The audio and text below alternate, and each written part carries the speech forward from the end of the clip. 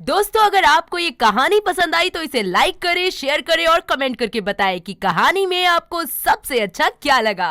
Anisha job करने के कारण घर के कामों को ठीक से नहीं कर पाती थी, जिसके कारण उसने चमेली नाम की कामवाली को काम पर रख लिया था। एक सुबह जब अनीशा ऑफिस के लिए निकल रही होती है तो देखती है कि चमेली किसी लड़के के स्कूटर से गली के बाहर उतरकर घर की ओर आ रही है। तभी अनीशा उसे टोकते हुए कहती है, ये किस लड़के से लिफ्ट लेकर आ रही है तू? मेम साहब, वो बस मेरे पड़ोस में रहता है। रास्ते में जा रहा था तो मेरे को भी अपनी फटफटिया पे बिठा लिया। पड़ोसी है तो क्या, ऐसे राह चलते किसी के भी स्कूटर पे बैठ के चली आएगी क्या? जानती नहीं जमाना कितना खराब है। अरे मेम साहब, अब तो खाली फोकटी चिंता करती हो। ठीक है, यहाँ खड़ी होकर टाइम पास मत कर। आज मुझे जल्दी पहुँचना था, इसलिए चाय भी नहीं बनाई। जा घर पहुँच। और कितनी बार कहा है ऐसे मटक कर मत चला कर। अभी अब जाने दोगी कि नहीं मेम साहब? हाँ तो निकल ना, अपने चक्कर में मुझे भी लेट करवा रही है। इतना कहकर अनीशा वहाँ से चली जाती है और चमेली घर पहुंचकर अपना काम करना चालू कर देती है। शाम को जब अनीशा ऑफिस से घर लौटती है तो देखती है कि चमेली किसी से फोन पर बातें कर रही है। चमेली, इतनी जोर से काहे को चिल्ला रही हो मेम साहब? बहरी थोड़ी ना हूँ। हाँ तो काम छोड़कर फोन पर क्यों लगी है? जा मेरे लिए एक गिलास पानी लेकर आ। अच्छा, मैं अभी रखती है। इतना कहकर चमेली कॉल कट कर देती है और किचन में पानी लेने जाती है। तभी अनीशा अपनी सास अरुणा से कहती है, सासू माँ, आप इस चमेली पर ध्यान क्यों नहीं देती? काम छोड़कर फालतू की बातों में लगी रहती है। एक दो बार टोक दिया कीजिए ना। अब क्या मैं इस काम वाली की पहरेदारी करती रहूं कि कब क्या कर रही है क्या नहीं? खुद ही सब काम कर लेती तो फालतू के पैसे नहीं फूकने पड़ते इस पर। क्या बात है माँ? भाभी किस बात पर बहस कर रहे हो? कुछ नहीं देवर जी, हर सास की तरह आपकी माँ को भी अपनी बहू के काम सही नहीं लगते। और क्या, काम सही करे तो ठीक लगे ना। यहाँ तो काम से छुटकारा पाने के लिए घर में काम वाली का खर्चा बढ़ाकर बैठी है ये। ओहो माँ, भाभी जॉब पर भी जाएं, घर का काम भी संभाले। कोई खेल थोड़ी है जो चुटकी बजाए और हो जाए। और फिर चमेली में क्या बुराई है? घर का काम अच्छे से तो संभाल रही है वो। तीनों बातें कर ही रहे होते हैं कि तभी चमेली पानी लेकर हॉल में आती है। वो अनीशा को पानी दे रही होती है कि तभी पानी का ग्लास अमित पर गिर जाता है और उसकी पूरी शर्ट भीग जाती है। तभी चमेली अपनी चुन्नी से उसकी शर्ट को पोंछने लगती है। माफ करना साहब, मुझसे सारा पानी गलती से आपके ऊपर गिर गया। अरे कोई बात नहीं चमेली, शुक्र कर पानी था। चाय होती तो मेरा क्या हाल होता। बस भी कर, तेरे दुपट्टे से उसकी शर्ट नहीं सूखने वाली, इसलिए मेरे बेटे से नजरें हटाकर यहाँ पोछा लगा ले पहले। हाँ, अभी साफ करती है। अरुणा को चमेली शुरू से ही कुछ खास पसंद नहीं थी और जब भी वो उसे अपने बेटे के करीब देखती तो उसे बिल्कुल अच्छा नहीं लगता था। समय बीतता है। संडे के दिन जब अनीशा और चमेली किचन में काम कर रही होती है तभी चमेली को उल्टियाँ आने लगती है। अनीशा उसकी पीठ को सहलाते हुए कहती है, क्या हो गया तुम्हें? सुबह से 2 बार उल्टियाँ कर चुकी हो। ऐसा भी क्या खा लिया रात को? ऐसा तो कुछ मैं अगड़म तिगड़म भी नहीं खाई। पता नहीं सुबह से क्यों बेचैनी सी हो रही है। एक काम कर, तू आज छुट्टी ले और घर जाकर आराम कर। आज वैसे भी संडे है। ठीक है मेम साहब, मैं घर जाती है। सुन, शाम को एक बार डॉक्टर के पास जाकर दवाई ले आई हो। चमेली किचन से बाहर जा रही होती है। उसी समय अमित किचन की तरफ आ रहा होता है। तभी चमेली को चक्कर आ जाते हैं और वो बेहोश होकर अमित की बाहों में गिर पड़ती है। जिसके बाद अनीशा डॉक्टर को कॉल करती है। डॉक्टर आकर उसका चेकअप करके बताते हैं कि वो गर्भवती है। ये बात सुनते ही सास बहू हैरान रह जाती है और कुछ देर में डॉक्टर के जाने के बाद जैसे ही चमेली होश में आती है तो अरुणा कहती है, क्यों री चमेली, तू पेट से है, ये बात तूने हमें पहले क्यों नहीं बताई? क्या मैं गर्भवती है? हाँ, तभी तुझे उल्टियाँ हो रही थी और तू अचानक बेहोश भी हो गई। एक बात बता, तूने तो कहा था कि तेरी अब तक शादी नहीं हुई, तो ये बच्चा किसका है? भाभी ये चमेली का निजी मामला है, आप क्यों उससे इस तरह पूछताछ कर रही हो? तुझे इस काम वाले की चिंता क्यों हो रही है नालायक? कहीं तुम दोनों का कोई चक्कर तो नहीं चल रहा? बस करो रे मालकिन, मैं इतनी गिरी हुई नहीं है कि जिसके घर पे काम कर रही है वहीं किसी से चक्कर चलाए। हाँ तो कैसे हो गई तू गर्भवती? देख चमेली, तुझे नहीं बताना तो मत बता, लेकिन एक गर्भवती काम वाली को मैं अपने यहाँ काम पर नहीं रख सकती, इसलिए तुझे अब यहाँ आने की कोई जरूरत नहीं है। लेकिन माँ, इस हालत में वो अकेले कैसे रहेगी? अरे हमें क्या पता, और इस हालत में भला ये हमारे किस काम की है, और इस वक्त ये अभी खुद का ख्याल रख ले, वही बहुत बड़ी बात है। और तू क्या अभी तक बिस्तर पर पड़ी है? खड़ी हो और चलती बन यहाँ से। चमेली इतना सब कुछ सुनकर भी चुप रहती है और आंखों में आंसू लिए वहाँ से चली जाती है। रास्ते में उसे चंदू मिलता है, जो उसके पड़ोस में ही रहता था।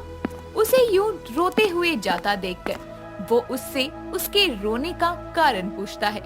चमेली उसे गले लगाकर रोते हुए कहती है, चंदू, मैं तेरे बच्चे की माँ बनने वाली है। क्या? सच में? अरे हरकत, इसमें रोने की क्या बात है? मैं इसलिए नहीं रो रही, वो तो मेरी मालकिन ने मेरे पेट से होने की बात सुनकर मेरे को काम से निकाल दिया। ये तू क्या कह रही है? तू जानती भी है ना, अभी हमारा लगन भी नहीं हुआ है और मेरे काम धंधा पे मुझे कोई भरोसा भी नहीं है। ऐसे में तू उस बच्चे की वजह से काम कैसे छोड़ सकती है? अभी वो लोग गर्भवती काम वाली नहीं रखना चाहते, मैं क्या करूं? अरे तो तूने उनको पता काहे को लगने दिया? उनसे छुपा के रखना था ना तुझे। साले कोतरिया, तेरे को अभी भी काम की पड़ी है, मेरे को नहीं पता। तू अब भी मेरे से लगन कर, तू जो कमाएगा मैं उसी में गुजारा कर लेगी। ए सानी, ऐसा भावनाओं में के बकवास नको कर। तुझसे लगन करके क्या मैं जिंदगी भर खटकता रहेगा क्या? अभी तो अपना खर्चा नहीं उठा पा रहा है, तो तेरा और इस बच्चे का कैसे बोझ उठाएगा? उसकी बात सुनकर चमेली उसे एक और कड़क और जोरदार थप्पड़ मारती है। आसपास के सभी लोग दोनों को देखने लगते हैं। साले, मेरा काम क्या गया, तेरे को मैं बोझ लगने लग गई? अरे जरा बोलने से पहले अपना 2 कौड़ी का दिमाग तो चला लेता। अगर मेरे को इस बच्चे को काम करके पालना है तो मेरे को तेरी कोई जरूरत नहीं है, समझ गया? दफा हो जा मेरी आंखों के आगे से। दोबारा आ गया ना तो चप्पल उतार के मारेगी मैं। इतना कहकर वो आंसू पोंछते हुए वहाँ से चली जाती है और अगले दिन वो कड़ी धूप में आसपास के मोहल्लों में काम पता करने निकलती है। कई घरों में पूछने के बाद भी उसे कहीं काम नहीं मिलता, तो वो थकी हारी घर वापस जा रही होती है। तभी गर्मी की वजह से वो बेहोश होकर गिर पड़ती है और लोग वहाँ भीड़ लगाकर खड़े हो जाते हैं। ऑफिस से लौट रहा अमित रास्ते में लोगों की भीड़ देखकर रुक जाता है और भीड़ को चीरते हुए देखता है कि चमेली सड़क पर बेहोश पड़ी है। तभी वो तुरंत उसे उठाकर घर ले आता है। उसे देखकर अरुणा गुस्से से भर जाती है और अनीशा पानी की छींटे मारकर चमेली को होश में लाती है और फिर सब कुछ तीनों को बताती है। उसकी बात सुनकर अनीशा कहती है, अरे तो ऐसी हालत में अभी काम ढूंढना जरूरी है क्या? मेम साहब, अब गलती मेरे से हुई है तो भुगतना भी तो मेरे को पड़ेगा ना। आज आप लोगों ने मेरी मदद की, उसके लिए थैंक यू। अभी मैं चलती है। नहीं, तुम कहीं नहीं जाओगी। माँ, भाभी, औरत होने के नाते आप लोग इसकी मजबूरी क्यों नहीं समझ रही हैं? इसे यही काम करने दीजिए। हाँ, क्यों नहीं। अभी इस पर दया कर और तू इसे यहाँ काम पर रख, फिर कुछ समय बाद और दया करके इस गर्भवती को मेरी बहू बना दियो। सासू माँ, कैसी बातें कर रही हो? देवर जी इंसानियत के नाते चमेली की मदद करना चाहते हैं, और फिर जब वो अपने बच्चे को अकेले पालने की हिम्मत दिखा सकती है तो क्या हम उसकी मदद भी नहीं कर सकते? दोनों की बातें सुनकर अरुणा ऊपरी मन से चमेली को घर में रखने के लिए मान जाती है। समय बीतता है, चमेली मन लगाकर अपना काम करती है और इस हालत में अरुणा भी उसके कामों में उसकी मदद करती। इस तरह गर्भवती काम वाली को हिम्मत और एक परिवार का साथ मिलता है। कोमल एक वर्किंग विमेन थी जो अपने पति विहान और सास ममता के साथ एक फ्लैट में रहती थी।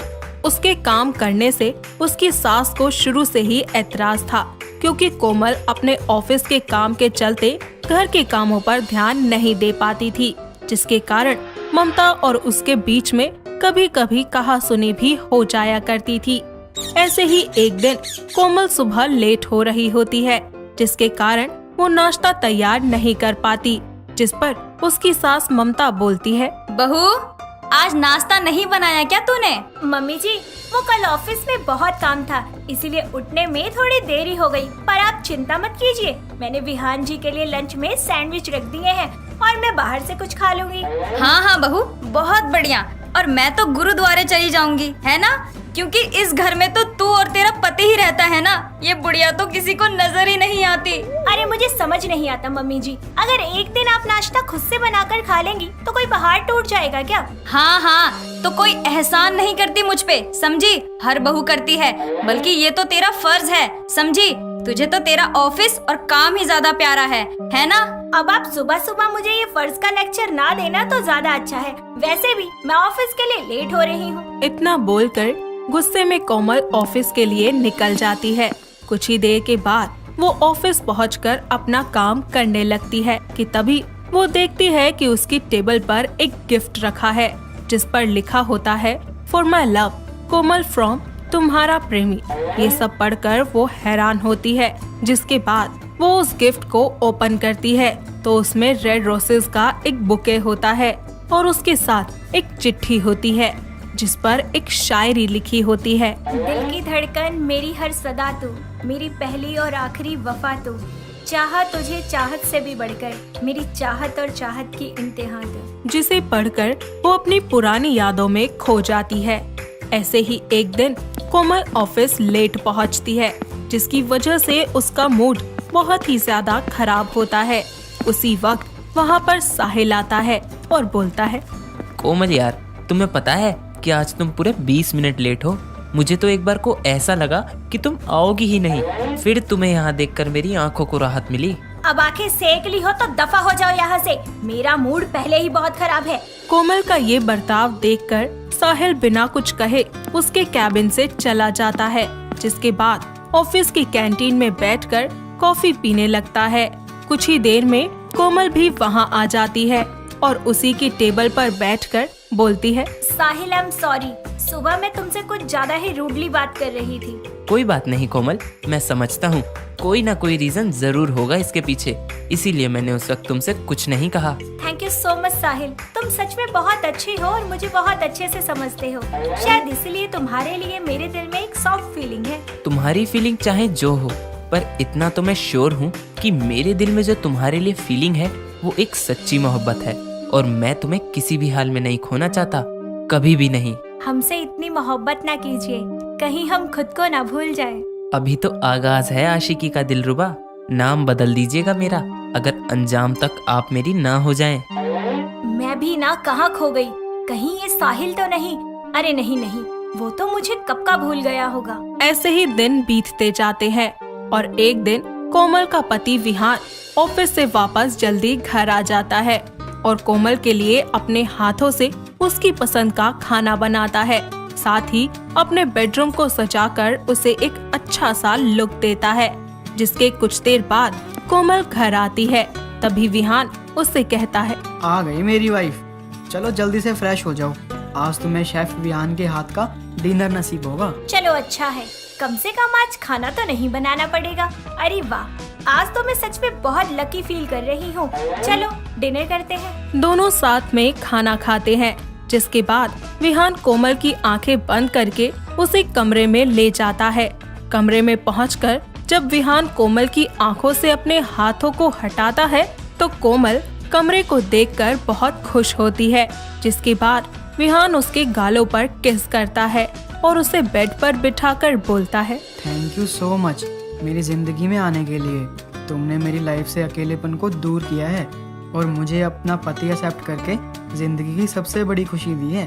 आई am very lucky to have you in my life. सच में विहान मुझसे कितना प्यार करते हैं, मैं ही उनके लिए सब कुछ हूँ।